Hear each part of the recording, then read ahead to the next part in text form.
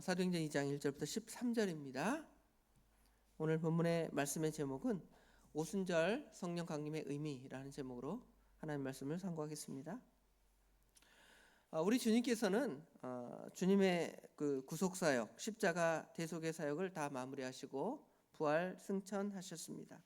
이것이 이제 사도행전 이전에 이제 복음서 마지막과 사도행전 1장에 등장하는 말씀이죠. 우리 예수님께서는 승천하시기 전에 제자들에게 한 가지를 약속하셨습니다. 그것은 1장 4절에 나온 말씀처럼 사도와 함께 모이사 그들에게 분부하여 이르시되 예루살렘을 떠나지 말고 내게서 들은 바 아버지의 약속하신 것을 기다리라 그랬죠. 그 내용은 바로 보혜사 성령님을 그들에게 보내시겠다는 약속입니다. 너희들은 그 보혜사 성령의 능력을 받기 전까지는 예루살렘의 능력을 떠나지 말라 하신 분부대로 그들은 예루살렘에 지금 모여 있습니다. 그것이 이제 우리가 어제 그때 또 다루었던 말씀 1장의 말씀들과 쭉 연결이 되어 있죠. 그리고 그들은 합심하여 하나님께 기도합니다. 합심하여 힘써 하나님께 기도하고 또 기도할 때 하나님께서 이제 오늘 2장 1절에 약속하신 성령 보혜사 성령님을 이제 그들에게 보내시고 그들은 그 성령님의 임하심을 체험하게 되는 것이 이제 2장 1절부터 등장합니다. 드디어 우리 주님께서 약속하신 대로 시간적으로 볼 때는 주님께서 부활하시고 7주쯤 지난 오순절이라고 하죠. 오순이라는 말은 다섯 오, 열순 그래서 50일쯤 되는 날 정도가 되겠습니다. 77에 49 그러니까 7주가 지난 거죠. 주님께서 주일에 부활하시고 성령이 강림하신 것이 이제 딱 7주니까 주일로부터 온전한 7주가 되는 겁니다.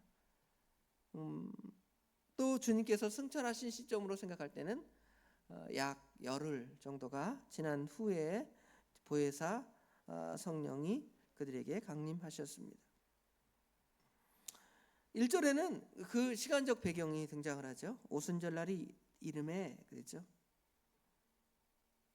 그리고 그 시간뿐만 아니라 그때 그들에게 나타난 그 현상들을 우리 주님께서 기술하시는데요. 여기 보면 2절에 보면 성령께서 임하실 때의 그 모습 2절에 보니까 호련히 하늘로부터 급하고 강한 바람 같은 소리가 있어 그들이 앉은 온 집에 가득하며 마치 강한 바람, 태풍이 불어올 때에 바람 소리가 막 들리잖아요. 슉 하는 소리, 그렇죠? 이런 소리가 이제 들리고 또 그 역사가 그들이 함께 그들 120문도가 함께한 그 다락방에 온 집에 가득하게 되었습니다. 3절에는 마치 불의 혀같이 갈라지는 것들이 그들에게 보여서 각 사람 위에 하나씩 임하였다고 이렇게 말씀하고 있습니다. 여기 지금 불의 혀같이 갈라졌다 그랬는데 여기 혀라는 단어가 우리가 잘 아는 대로 이제 글로사라는 단어입니다. 이 글로사라는 말은 원어적 의미로 혀 이런 의미도 있지만 그 방언 그런 의미도 가지고 있습니다. 그래서 불 같은 모양을 한 그 불의 혀, 그렇죠? 이 방언들이 각각 각 사람들에게 임해서 그들이 다양한 언어로 지금 방언, 그들의 외국어를 지금 듣는 사람들에게 말하고 있는 형태로 하나님의 역사가 등장을 합니다. 그래서 4절에 보니까 그들이 다 성령의 충만함을 받고 성령의 말하게 하심을 따라 다른 언어들로 여기 각각의 나라들이 있죠. 9절, 10절에 11절까지 보면 여러 15개의 지명들이 등장하는데 그들의 각각의 언어대로 이 제자들이 또 120문도가 성령이 충만해서 말하기를 시작하고 있습니다. 이런 놀라운 일들 외에 그들에게 또 놀라운 일이 벌어진 배경이 등장하는데요. 여러분 혹시 외국어를 잘하는 사람이 있다고 생각을 해봅시다. 뭐 어떤 사람은 몇 개 국어를 한다 뭐 이러면서 여러 말을 할 때 여러분 그 외국어를 그 사람이 할 때 우리가 뭐 그 사람의 의미를 그 사람이 말하는 뜻을 뭐 다 줄줄줄 알아들어서 뭐 그러지 않아요. 그냥 그 사람이 불어도 하고 영어도 하고 독일어도 하고 뭐 일본어도 하고 중국어도 하면 여러분 어떻게 생각해요? 와, 능력 대단하다, 신기하다, 무슨 뭐 동물원 원숭이 구경하듯이 그런 장면으로 상상할 것입니다. 그런데 오늘 지금 오순절 성령 강림이 성령이 그들에게 역사하실 때에 이 백신문도가 성령의 역사를 따라 각각의 언어들로 말하는 거예요. 그러면 그들의 그 말하는 것이 그런 정도의 느낌이겠냐는 것이죠.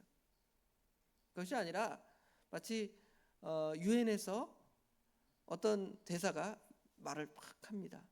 연설을 하죠. 연설을 하면 각 나라의 통역사들이 그 나라 그 대표들에게 그 언어를 전할 때 각각의 말로 막 통역해 주는 거예요. 그런 느낌으로 우리가 생각하면 됩니다. 그냥 목적 없는 어떤 보여짐, 쇼의 개념의 어떤 방언, 언어의 역사가 아니라 목적이 있는 그 의미가 있는 그런 방언의 그 역사가 나타났다는 것이죠. 성령의 은사가 다 그렇습니다. 우리는 이제 성령의 은사를 어떤 개념으로 생각을 하냐면, 이 사람이 이런 은사를 행해, 병을 고쳐, 그렇죠? 능력이 나타나, 뭐 이런 개념으로 뭔가 보여지는 개념으로 그 성령의 은사의 개념들을 말하는데 그러지 않습니다.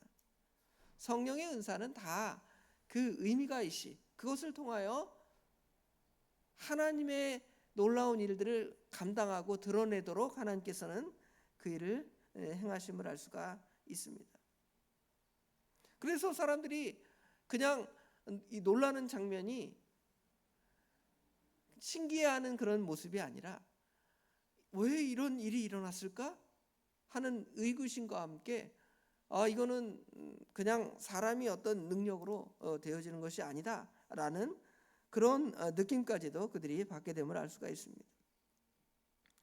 지금 그 사람들이 그 각각의 언어들을 지금 듣게 되는데요. 그럼 그들이 왜 그런 언어를 각각 듣게 되었을까에 대한 생각을 이 오순절 성령 강림의 의미에 지금 담고 있다는 것이죠. 여기 지금 5절에 보면 그때 경건한 유대인들이 유다 천하 각국에서 모여와서 예루살렘에 머물러 있더니, 어떤 목적에서인지 구체적으로 설명이 되어 있지 않지만 아마도 디아스포라된 유대인들이 세계 각국 여러 지역에서 살아가고 있는데, 유대인들의 그 3대 절기, 우리가 잘 아는 대로 6월절, 또 7.7절, 수장절, 초막절이 되면 예루살렘에 올라가서 하나님을 섬기는 유대인의 관례대로 그들이 거기서 지금 하나님을 섬기겠다고 순례길을 지금 행하고 있는 사람들이 거기와 예루살렘에 머물러 있는 형태라고 생각하면 되겠습니다. 그런데 그 사람들이 그냥 어려서부터 유대인들의 교육을 받아서 뭐 토라나 하나님 말씀에 능통할 수는 있지만 언어적으로 볼 때는 굉장히 익숙한 게 아니에요. 여러분 한국에서 흩어진 이민 간 사람들이 우리 고국에 들어왔다 그래서 고국의 어떤 문화나 언어의 느낌은 부모로부터 조금 더 알고 그게 조금 익숙하긴 하겠지만 진짜 뭐 어떤 정확한 뉘앙스의 언어로 그 사람들에게 뭔가를 전달하려 하면은 정확하게 그들이 그 말을 캐치해내지 못하죠. 그런데 여기서 중요한 것은 예수 그리스도의 십자가의 대속을 그들에게 이제 나눠줘야 되겠는데 그들은 그 개념을 알지 못해요. 그렇죠? 그런데 그것들을 정확하게 전달하려면 언어적으로 그들의 익숙한 언어대로 전해져야 하는 것이잖아요. 그러니까 하나님께서 이 오순절 성령 그것 강림의 역사를 통하여서 그들에게 예수 그리스도의 그 복음을 명확하고 뚜렷하게 전달하도록 하나님께서는 그들에게 지금 성령 강림의 역사를 통하여 불의 혀처럼 또 방언을 말하게 하는 그러한 역사를 그들에게 하게 됨을 알 수가 있습니다. 실제로 이런 일이 일어나자 사람들이 깜짝 놀라면서 각각 지역의 언어를 그들이 각각 배운 게 아닌데, 오늘날 선교사들을 파송하려면 선교사들이 그 지역의 언어를 어느 정도 배우고 가잖아요. 그러면 예수님의 12제자에게 너는 지금 거기 가서 선교해야 되니까 바다에 가서 선교해야 되니까 바다인의 언어를 배워라. 너는 엘람인의 언어를 배워라. 너는 메대인의 언어를 배워라. 예수님께서 그렇게 사전 교육을 시키지 않았습니다. 전혀 지금 뭐 상황이 있는 게 아닙니다. 그럼에도 다 그들이 갈릴리 사람인데 뭐 인정을 받는 똑똑한 지식 있는 성경에 능통한 사람도 아닌데 그들이 하나님의 말씀을 각각의 언어로 선포하니까 다 깜짝 놀라게 되는 것을 알 수가 있습니다. 어떤 사람들은 예수님의 제자들이 또 120문도가 이런 일을 행하니까 오늘 13절에서처럼 어떤 이들은 조롱하여 이르되 그들이 세술에 취하였다 하면서 예수님의 제자를 또 여기 120문도를 조롱하는 장면을 알 수가 있습니다. 오순절 성령의 강림과 제자들에게 이런 역사가 나타난 것은 예수님의 그 십자가 대속이 구속의 완성이라는 귀한 의미를 갖고 있지만 이것들이 과연 성령의 역사를 통하여 우리에게 강하게 역사하지 않는다면 아무 의미가 없습니다. 그렇잖아요. 과거에 예수님께서 우리를 위하여 십자가에 못 박혀 죽으셨습니다. 그 역사적인 사실만 있을 뿐이지 그 메시지가 전해질 수 있고 그 말이 들려질 수는 있지만 누가 여러분의 마음에 오시지 않으면, 성령께서 여러분의 마음에 오시지 않으면 그 얘기는 그냥 옛날 그런 재밌는 얘기, 신기한 얘기, 뭐 그런 일이 있었나 보다, 그런 정도의 느낌을 받을 수가 있습니다. 그러나 오순절 성령의 그 강림의 역사는 그 말씀을 전하는 자들로 하여금 먼저 그들이 명확하게 깨닫는 거예요. 예수님의 제자들이 예수 그리스도의 십자가의 대속을 많이 들었잖아요. 내가 앞으로 십자가에 못 박혀 죽을 거야. 그리고 3일 만에 살아날 거야. 그랬지만 예수님의 제자들이 처음에 믿었습니까? 믿지 않았습니까? 믿지 않았죠. 그런 일이 결코 일어나서는 안 됩니다. 베드로는 반대까지 했잖아요. 그런데 사실은 그들이 뭐라고 벌써 고백을 했냐면 그 베드로의 신앙 고백처럼 주는 그리스도시요 살아계신 하나님의 아들이십니다 고백했잖아요. 그런데 입으로 고백했고 성령께서 그들에게 역사를 했지만 그 진정한 의미를 깨닫지 못하고 예수님이 십자가 대속 감당한다 그러니까 심지어 반대까지도 하고 이상한 형태로 나갔잖아요. 그런데 그들이 그것을 명확하게 인식하고 깨닫고 한 것은 예수님의 십자가의 대속이 이루어지고 부활하신 그 사실과 함께 무엇이 그들에게 임하니까? 성령 하나님께서 그들에게 임하시니까 그것들이 이제 그게 실제구나. 사실 그것이 그런 의미였구나. 이걸 깨달으니까 그들이 이제 말할 수가 있는 거예요. 전할 수가 있는 거예요. 성령의 역사가 있으니까. 그렇죠? 거기에 더해서 또 어떤 사람들이 있냐면 그 말씀을 어떤 사람도 있어요? 듣는 사람도 있잖아요. 듣는 사람도 그게 성령의 역사가 아니면 그게 귀뚱으로 들리고 그냥 재밌는 얘기로 들리고 그런 일이 있었나 보다 정도잖아요. 그렇죠? 그런데 성령의 역사가 그 말씀을 들을 때에 듣는 사람에게도 성령이 임하게 하시니까 그들도 그 말씀을 듣는 거예요. 믿어지고, 그렇죠? 그들이 그 구원의 은혜에 동참하고 참여하고 구속의 은혜에 들어갈 수 있는 능력의 역사가 이 오순절 성령의 강림을 통하여 이루어지는 거예요. 오순절 성령의 강림은 많은 사람들처럼 어떤 사람이 방언도 하고 병도 고치고 하나님의 그 은사들이 나타나는 것, 그것도 나름 의미가 있습니다. 그것이 없다 부정하는 것은 하나님의 말씀을 부정하는 것이니까요. 그러나 가장 중요한 것은 그 성령의 강림의 역사를 통하여 그들이 예수 그리스도를 믿고 하나님의 은혜를 받게 된 것을 알고, 그렇죠? 안 다음에는 아는 것으로 끝나는 것이 아니라 다른 사람들에게 입을 열어서 예수 그리스도의 복음을 전할 수 있는 능력이 그 가운데 생기는 거예요. 어떤 사람이 가장 성령 충만한 사람인가? 어떤 사람이 성령이 가장 충만한 사람이에요? 예수 그리스도의 그 대속의 은혜를 깊이 깨닫는 사람, 그리고 그 깨달은 그 사실을 어떻게 하는 거예요? 전할 수밖에 없는 것이 그 안에 있는 사람, 그 사람이 성령 충만한 거예요. 그러니까 오순절 성령의 강림의 역사가 얼마나 우리에게 중요하고 전하는 사람들이나 그 복음을 전하는 사람이나 그 복음을 받는 사람들에게 얼마나 중요한 것인가를 우리에게 사실은 이 오순절 성령 강림의 역사를 통해 보여주는 거예요. 그것을 통하여 나타난 어떤 기타 현상들은 다 어떻게 보면 부가적인 거예요. 그렇게 그런 역사가 안 나타날 수도 있어요. 방언 못할 수도 있어요. 또 저 손 얹으면 병 고치는 그런 은사가 안 나타날 수도 있습니다. 뭐만 나타나면 돼요? 예수 그리스도의 복음 대성만 나타나고 나타날 때 그 말씀이 어떻게 되는 거예요? 믿어지고 받아들여지고 아멘 그렇습니다. 그리고 이제 그렇게 받아들여졌으니까 어떻게 하는 거예요?